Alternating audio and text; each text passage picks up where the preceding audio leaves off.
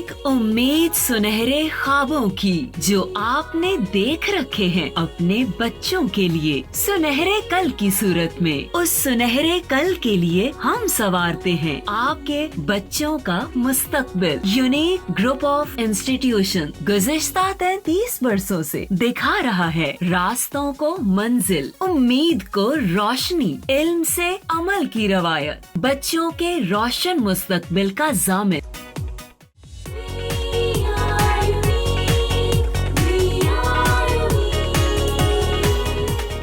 Bismillahirrahmanirrahim. Assalamu alaikum. This is Mohammed Saqib Khan, your English lecturer.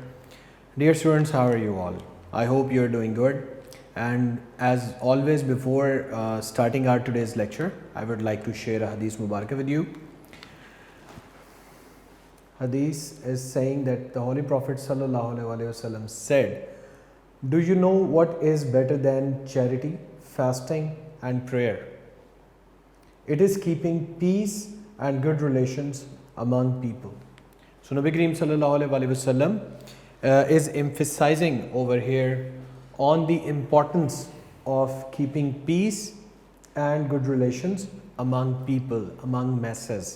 And again, we need to take a focused look on this particular word which is written over here. It is saying that people. It is not talking about only Muslims. It is not talking about only male persons. It is not talking about only female persons. It is talking about people. So regardless of the religion, regardless of the color, regardless of the race, and regardless of the creed, this particular Hadith Mubarakah is talking about every human being is living on this earth. So we need to keep peace. What is peace?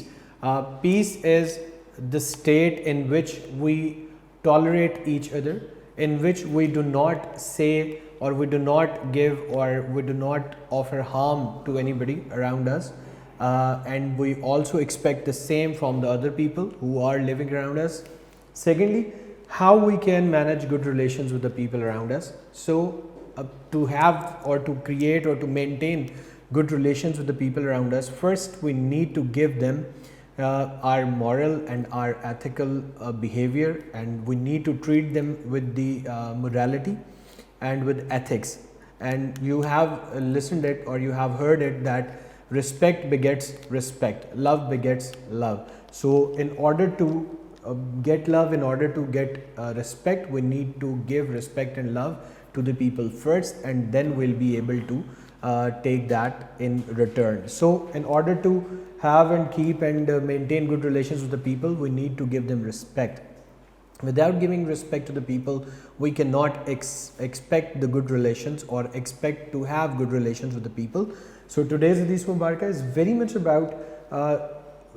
about our social interaction with the people. It is very much about the social norms which we have somehow built or constructed around us. So we need to take care of these things. Yes, charity, fasting and prayer, these are the obligations, these are the things which have been given so much importance in Islam. But currently what Nabi Pak Sallallahu Alaihi Wasallam's saying is telling us, it is talking about the peace and good relations among the people. So we need to be very, very sure, we need to take extra care about these two things, because this is the order and this is the decree of Nabi Kareem Sallallahu Alaihi Wasallam towards us. So I hope that you people will definitely take care of these two things whenever you go to the society, whenever you get a chance to interact with the society, you will definitely have these two things in mind. So that was all about the Hadith Mubarakah of today, and today's topic is past continuous tense active voice, and it is the lecture number 38 of this sequence. So we'll start from past continuous tense. In our previous lectures, we discussed the indefinite aspect of every tense. Like we discussed indefinite of present, of past and of future. Then in previous lecture we discussed present continuous tense, and today it is turn of past continuous tense. So I need you people to remind or to recap a bit what we learned in present continuous tense. The first thing that we learned that it talks about the continuity of an action. The action which is currently taking place, we discussed that particular line, that particular idea and concept in present continuous tense. So if present continuous tense talks about an action which is being done, which is happening, or which is occurring at the right time or at right now, so in past continuous tense we normally talk about the action which was taking place in the past. In present we were talking about in the previous lecture we discussed what is present continuous tense. That tense basically talks about the action which is happening right now. In past continuous tense we normally talk about, or this tense normally talks about the actions which are taking place or which were taking place in the past. तो वो तमाम actions जो past में रूनुमा होते हैं उनके बारे में बात की जाती है. लेकिन another thing which is inevitably required here or which needs to be discussed here, that not only the action which were taking place but their continuity also. तो अगर हम किसी भी काम की कंटिन्यूटी को पास्ट में डिस्कस करते हैं तो वो क्या कहलाता है? Past continuous tense. Past continuous tense का जो डेफिनेशन मैंने आपको बताई मैं यहाँ लिखता हूँ.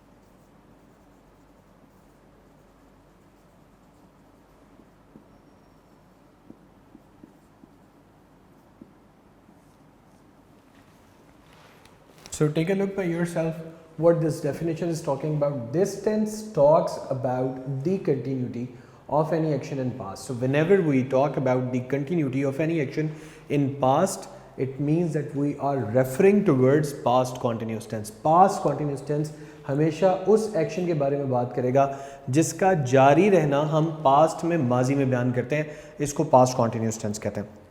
इसके अलावा आप देखेंगे कि इस टेंस को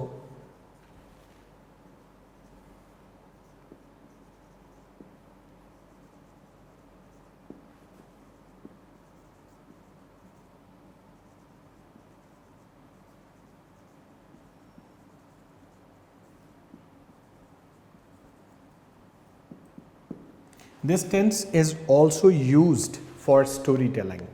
So whatever happened to us, whether it was 1 minute ago, it was 1 day ago, it was 1 week, 1 month, 1 year ago, that is related to past now. So if we have to report that particular event to anybody, अगर हमें उस हवाले से बात करनी है किसी भी शख्स को, वो मामला, वो पूरा जो केस है, स्टोरी है, वो सुनाना है, तो हमें क्या करना पड़ेगा? हमें पास्ट में किसी टेंस में बात करना पड़ेगी. So there are two basic past tenses which normally are used for storytelling.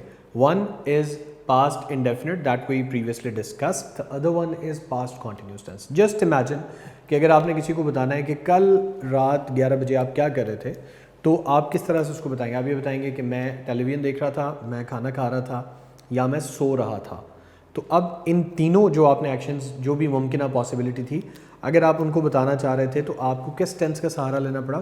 Past continuous tense का. मीन पास्ट में जो भी कोई एक्शन जिसकी कंटिन्यूटी आपको बयान करनी है, जिसका जारी रहना आपको बयान करना है, तो उसको बताने के लिए आपको डेफिनेटली पास्ट कॉन्टिन्यूस टेंस का सहारा लेना पड़ेगा. पास्ट कॉन्टिन्यूस टेंस के अलावा हम सिंपल टेंस में भी बात करते हैं, लेकिन उसमें हम कॉन्टिन्यूटी नहीं बात करते होते, उसमें हम डायरेक्ट किसी पॉइंट की बात करते हैं. मसलन I started writing an essay yesterday at 8 PM. मैंने कल 8 बजे मजमून लिखना शुरू किया था. I started watching TV at 10 PM.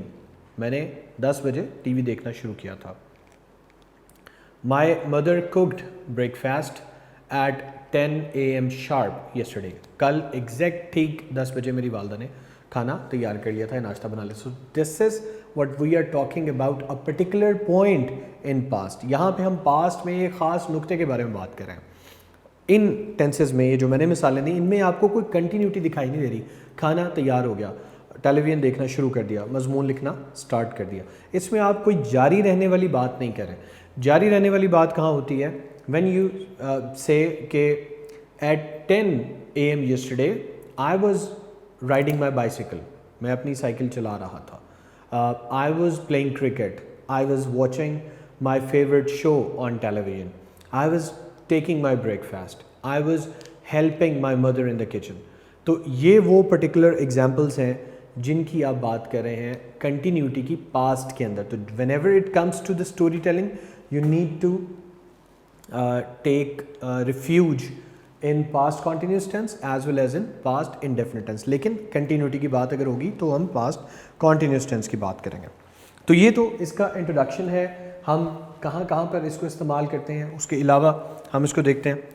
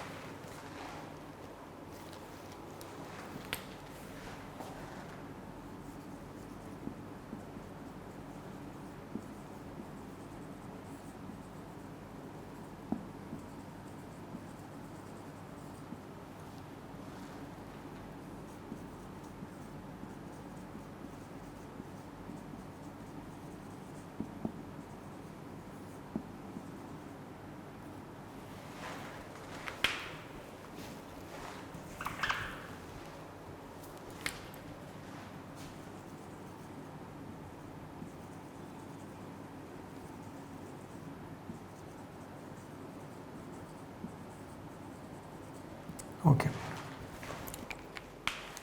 Take a look at these examples.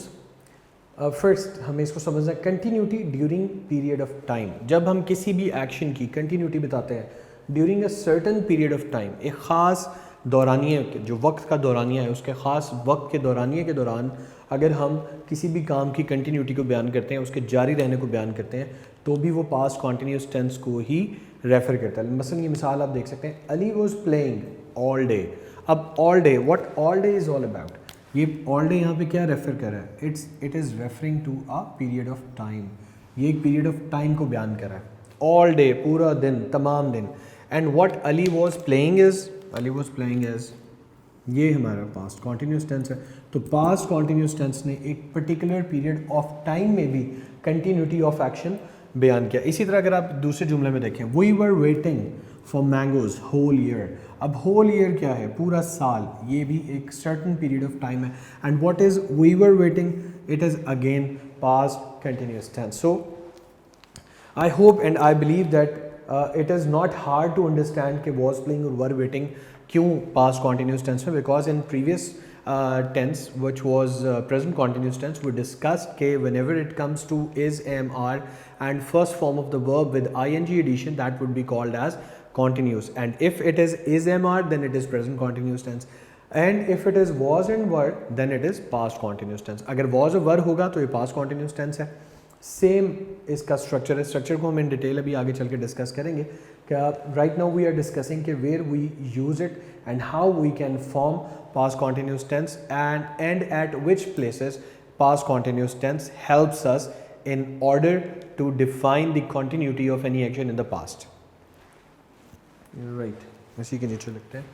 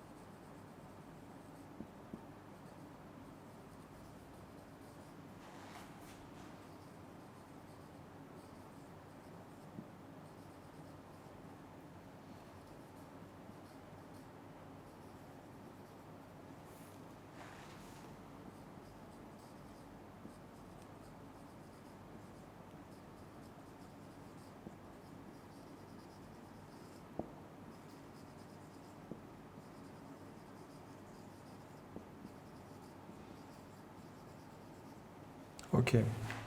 Now these two examples explain this point very well.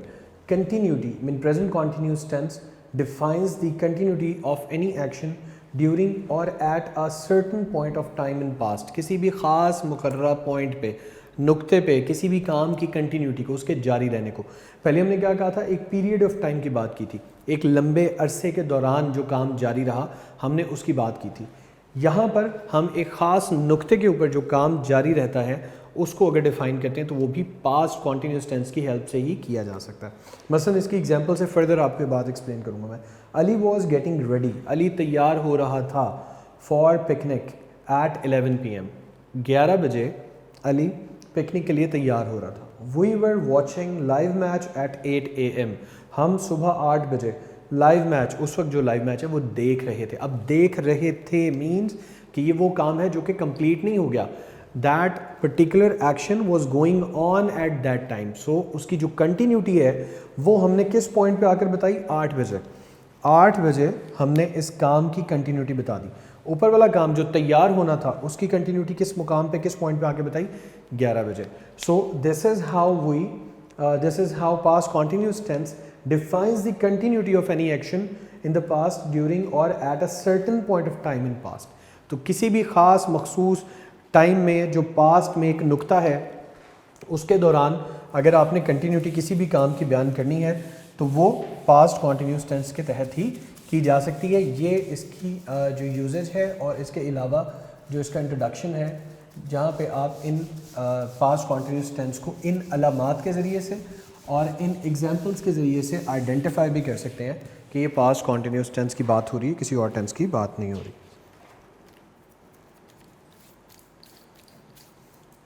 अच्छा जी, इसके अलावा जो इसका यूजेज है, it shows the continuity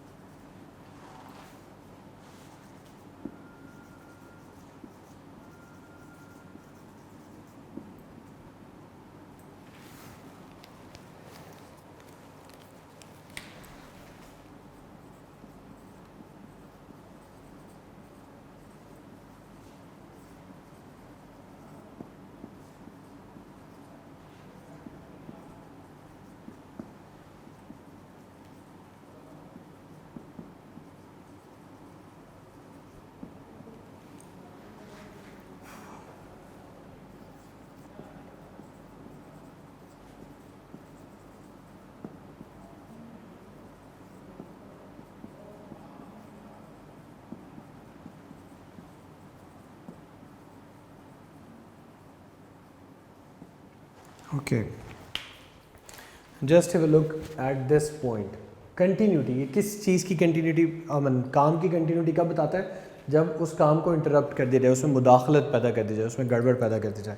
past continuous tense किसी भी काम की कंटिन्यूटी को बयान कर रहा होता है जब तक कि उसको इंटरप्ट नहीं किया जाता। मसलन वी वर प्लेइंग, हम खेल रहे थे, पास्ट कॉन्टीन्यूस टेंस है। क्रिकेट, हम क्रिकेट खेल रहे थे, यहाँ तक पास्ट कॉन्टीन्यूस टेंस है। आगे इंटरप्ट कैसे हो गया, व्हेन इट रेन्ड, जब बारिश स्टार्ट हो गई, जब बारिश हुई हम क्रिकेट खेल रहे थे।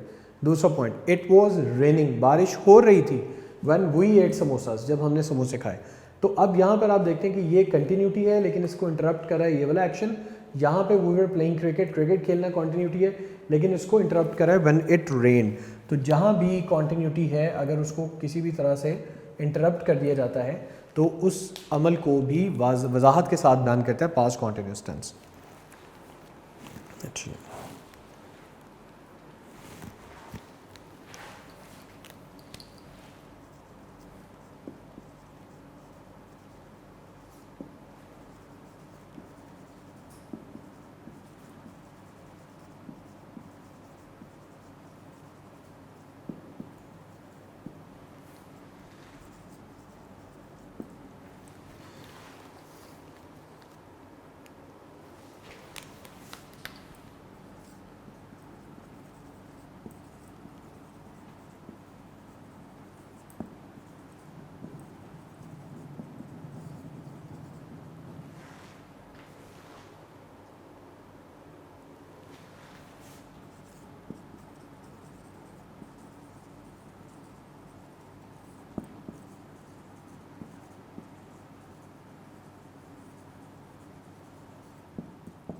ठीक है जी, इसके यूजेस में लास्ट पॉइंट है talking about a planned action in past. Past continuous tense talks about a planned action in past. अगर पास्ट में हमने कोई काम करने का इरादा किया था, प्लान किया था, तो उसकी भी वजाहत करने के लिए, उसको भी बयान करने के लिए पास्ट कॉन्टिन्यूस टेंस इस्तेमाल होता है। लाइक पहली एग्जांपल में देखें, I was planning to meet you, मैं प्लान कर रहा था, मंसूबा बना रहा था तुमसे मुलाकात का।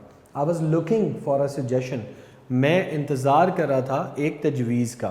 तो माजी में जो हम चीज़ को प्लान करते हैं उसके हवाले से भी जो डिस्कशन है वो पास्ट कॉन्टिन्यूस टेंस कहता है। ये इसके कुछ यूजेज थे, इस्तेमाल थे कि कहाँ कहाँ पर पास्ट कॉन्टिन्यूस टेंस इस्तेमाल होता है। हम रोज़मर्रा ज़िंदगी में अपनी इसको किस तरह से यूटिलाइज़ कर रहे होते हैं विदाउट नोइंग कि हम पास्ट कॉन्टिन्यूस टेंस को इस्तेमाल करें। तो आज से जब आप इसको अंडरस्टैंड कर लेंगे इन तमाम इसके यूजेस को, आई होप कि whenever you talk about past continuous tense you will definitely have an idea कि आप past continuous tense की बात करें। Now it turns to identification।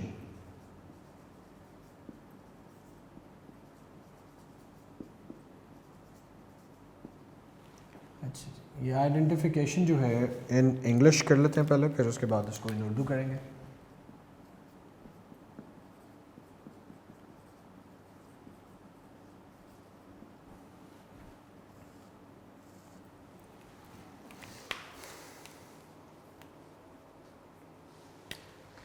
सबसे पहले बच्चों आपने याद रखना है इन इंग्लिश इसके अंदर हेल्पिंग वर्ब्स यूज़ हो रहे हैं was and were plus verb की फर्स्ट फॉर्म और आईएनजी। वही एडिशन है जिस तरह से हमने प्रेजेंट कॉन्टिन्यूस टेंस में इसको देखा था। In English was were plus verb की फर्स्ट फॉर्म और आईएनजी।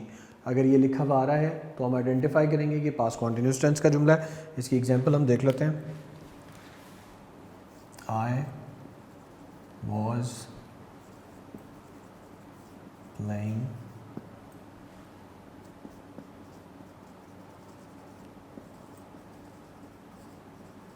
he was playing,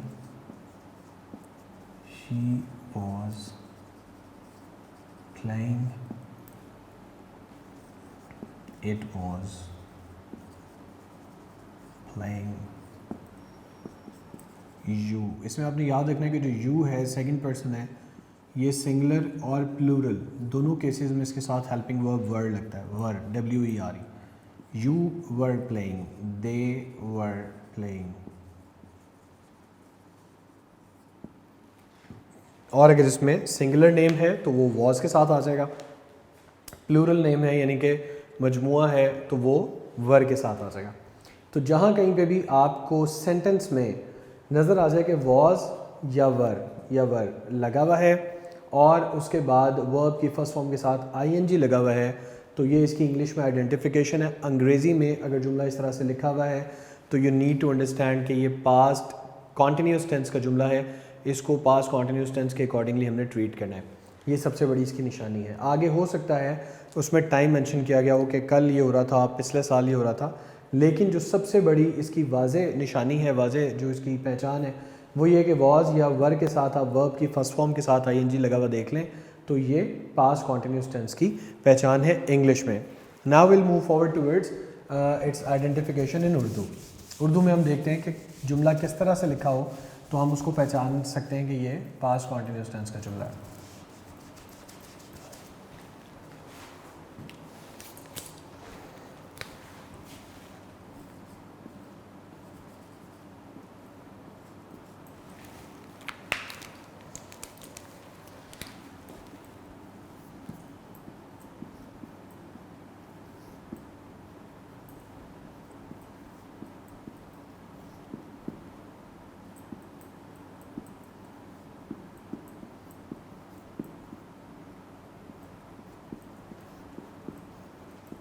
अच्छा जी, सबसे बड़ी पहली निशानी जो है वो जुमले के आखिर में आपने देखना है रहा था, रही थी या रहे थे। अगर तो इस तरह के अल्फाज लिखे हुए आ रहे हैं उर्दू के जुमले के एंड में तो आप इसे भी अंडरस्टैंड कर सकते हैं कि ये पास्ट कॉन्टिन्यूस टेंस का है।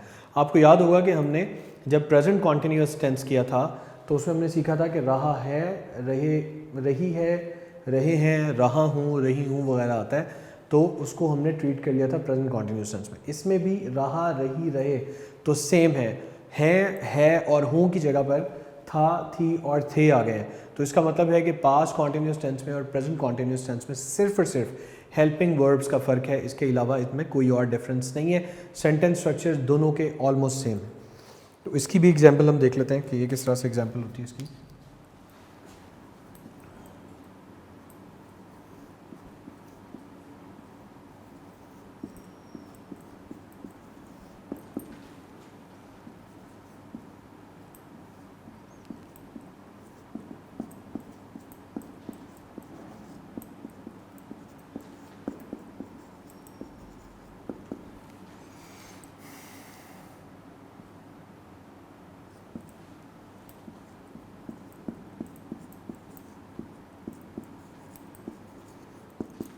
तो ये बच्चों इसकी कुछ एग्जांपल्स हैं।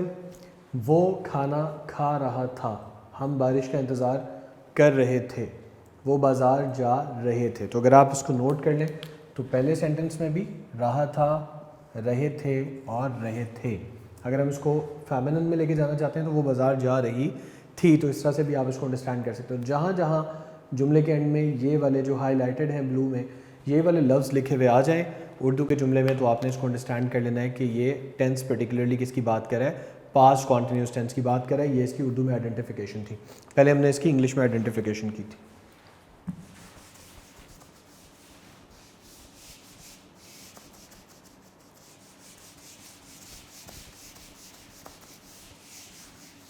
अच्छा, अब इसमें हमने देखना है कि हमारे पास जो प्रोनाउन की फैमिली है उसको हम किस तरह से डिस्ट्रीब्यूट करते हैं।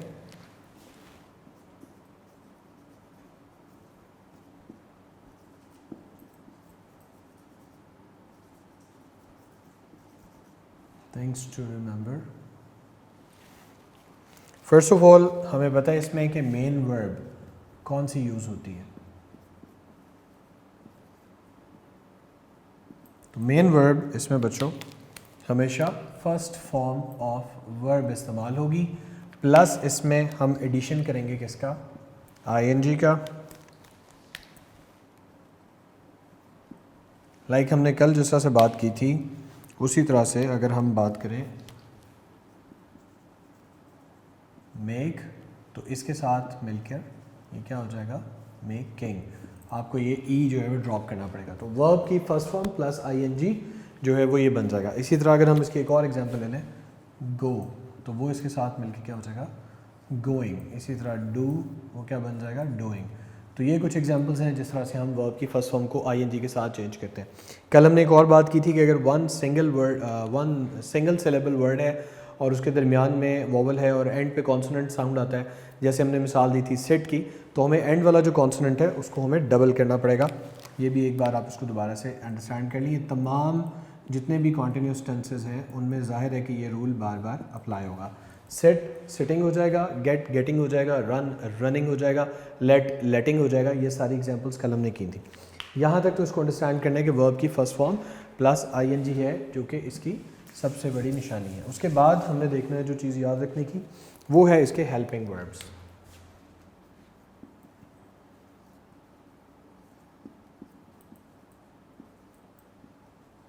अच्छा, हेल्पिंग वर्ब में आपने याद रखना है कि सबसे पहला हेल्पिंग वर्ब क्या है, was, and the second one is वर।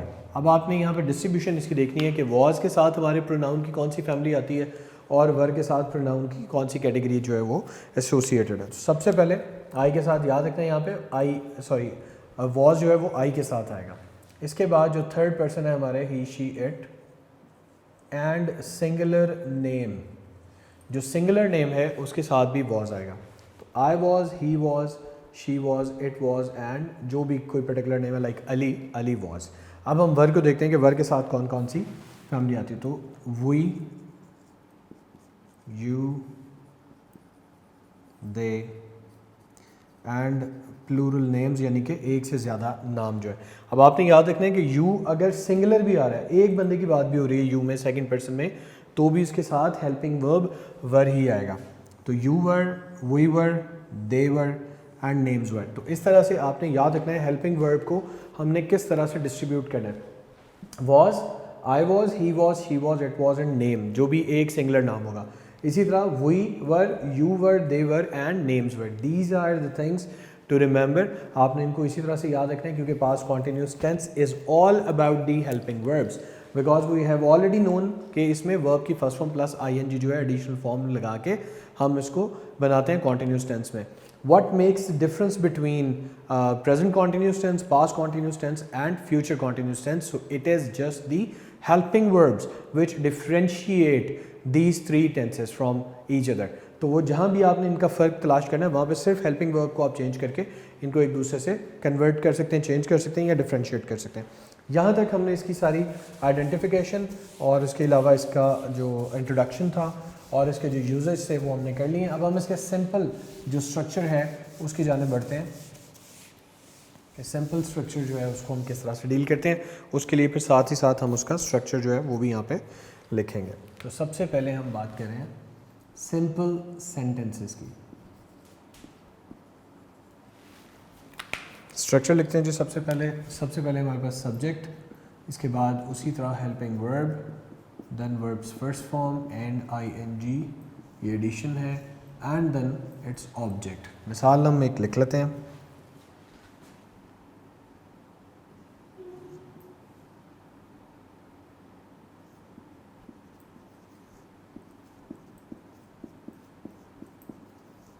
मैं पढ़ाई कर रहा था।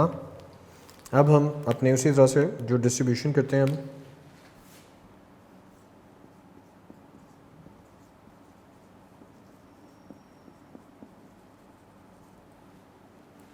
इनके लिए हमारे पास अभी जो हमने हेल्पिंग वर्ब सीखा वो क्या है, वॉज। आगे हम इसकी वर्ब लगाते हैं, स्टडी। अब आई वॉज स्टडी ऑब्वियसली गलत है। अगर हमने इसको पास्ट कॉन्टिन्यूस टेंस में कन्वर्ट करना है तो हमें क्या करना पड़ेगा, एक एडिशनल आईएनजी का इजाफा करना पड़ेगा। तो आई वॉज स्टडीइंग, अब ये जुमला जो है वो पास्ट कॉन्टिन्यूस टेंस के अकॉर्डिंगली बिल्कुल ठीक हो रहा है। इसके बाद हम जो रिमेनिंग हमारे प्रोनाउंस हमको देख लेते हैं। We, you, they,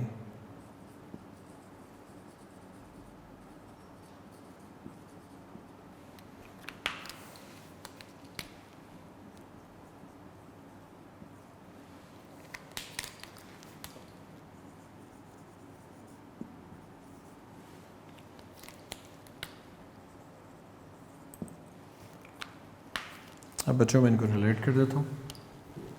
I was studying, he was studying, she was studying, it was studying और Ali was studying. Now we were studying, you were studying, they were studying, Aslam and Ali were studying. तो इस तरह से हमारे पास जो सिंपल सेंटेंस का structure है उसमें हमने देखा कि सबसे पहले हमने सब्जेक्ट को ऐड किया, जैसा कि हमने ऊपर स्ट्रक्चर में देखा था।